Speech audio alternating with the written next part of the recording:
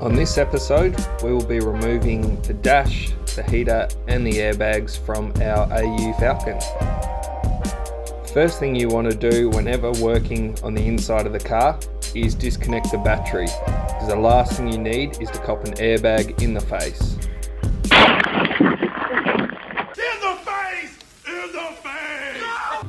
The driver's side airbag can be removed by taking out these plugs on the side of the steering wheel, then by removing these two bolts. Once those two bolts are out, the front cover with the airbag will come out and you can disconnect the wiring to the airbag. The passenger side requires the front cover to be removed.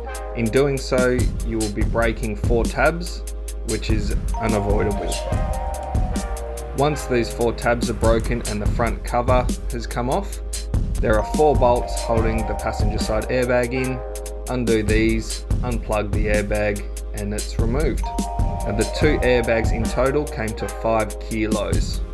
Next, to remove the complete Falcon dash, all the wiring plugs on both sides have to be undone. Then the 2 covers on the side of the dash need to be removed, which reveals 4 bolts, 2 on either side.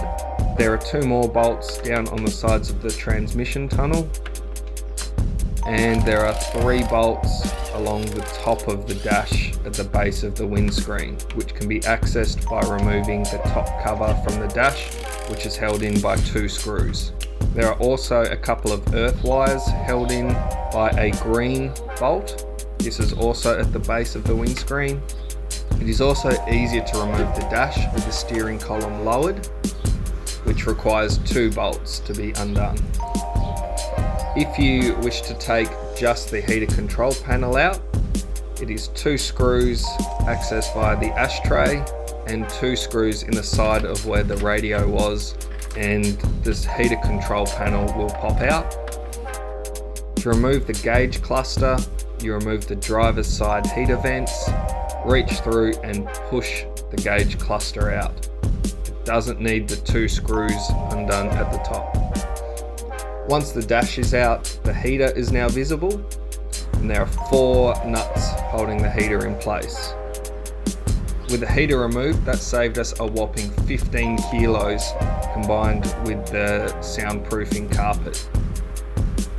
Now, before removing the heater, we must make sure it is disconnected from the engine.